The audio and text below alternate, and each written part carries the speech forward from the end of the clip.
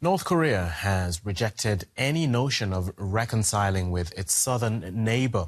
Pyongyang has revised its constitution to remove all references to reunification of the Korean peninsula, according to the South Korean government. Now, at a Congress in March, North Korea's leader Kim Jong Un labeled South Korea as a most hostile state. For decades, the North's constitution committed to peaceful reunification. Now, that language is gone. Instead, the new text clearly defines North Korea's territory, explicitly naming South Korea as a separate state and warning against any infringement. Now, the two Koreas are still technically at war.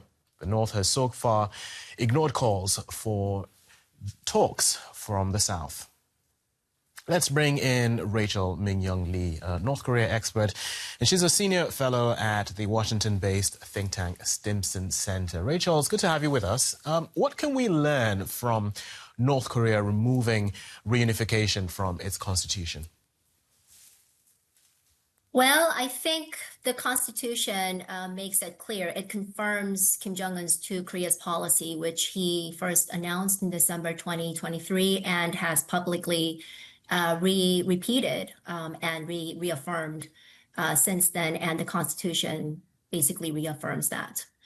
So it removes any doubt that Kim Jong-un's two Koreas policy will be reversed in his time. Was reunification ever really a realistic possibility? That's a fair question. I certainly, when the two Koreas split in 1945, even when two separate governments were established, one on the northern half of the peninsula, one in the on the southern half of the peninsula, the goal was unification, both in South Korea and North Korea. But as years went by, it seemed hard, but the goal was always there in both Koreas. But what this means for North Korea is that there's no unification, and this makes it more difficult for South Korea to maintain its policy toward North Korea, whose ultimate goal is unification. If you may, can you remind us briefly, if you can, why they split in the first place and why this relationship has since then been so hostile? Well, it's a rather complicated story, but in 1945, when Japan surrendered, thereby ending its colonialism of Korea, and at the time it was one Korea, the Soviet Union occupied the northern half of the peninsula, and the U.S. occupied the southern half of the peninsula. And this was 1945. In 1948, North Korea established its own communist government, and South Korea established its own democratic government. And again, the goal was that this would be temporary, but in 1950, Kim Il-sung invaded South Korea with the backing of the Soviet Union and helped by the Chinese. And as you mentioned earlier, the two Koreas are still technically at war. There's an armistice in place, but it sometimes is a fragile armistice. And we see North Korea with its nuclear weapons. I don't know, what would you say, what role would you say these nuclear weapons play in terms of this hostile posture?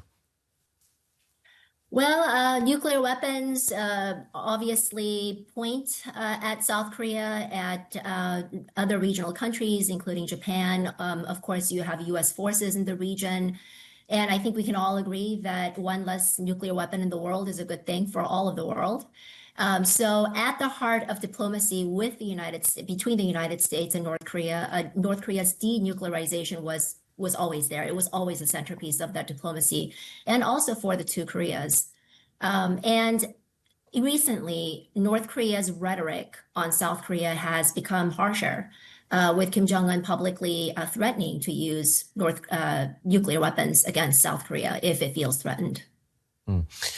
Would you say North Korea is ready to engage with the international community any differently?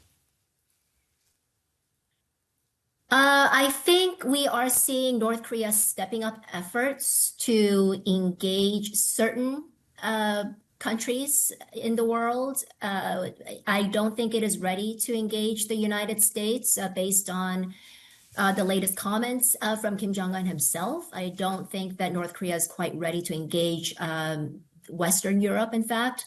I think we will continue to see North Korea stepping up relations with Russia, possibly further improve relations or try to restore relations with China, maybe ties with countries that it has historically had relations with, so former communist bloc countries like Vietnam, Laos, and Cambodia. Now, a lot of people who've been commenting on this story have been making some kind of parallels between North Korea and East Germany. I'm just wondering, is there a comparison to be made there, or is this misleading? Well, I think it is a natural comparison, right? Because we're talking about two countries that used to be one that were split, and North Korea and East Germany were ideologically aligned. So that comparison is natural. But geographically, geopolitically, very different contexts.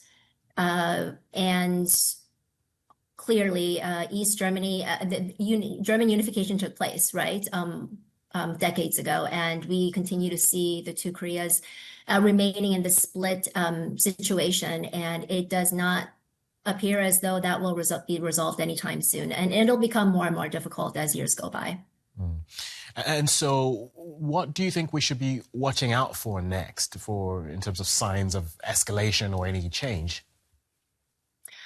That's a very good question. A lot of people wonder if we might see some kind of engagement between the two Koreas.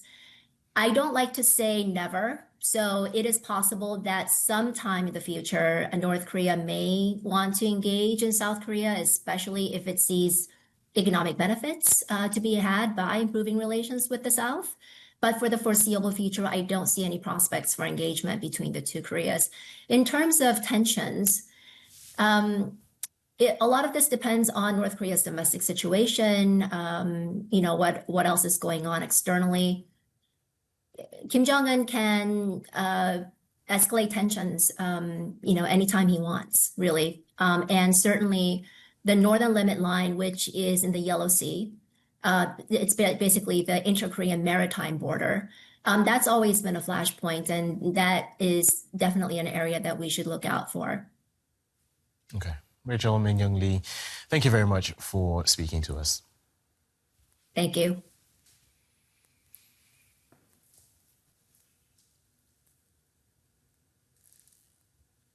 And would like to know what you think. Let us know in the comments. I'm Tomi Oladipo. See you again soon. Bye-bye.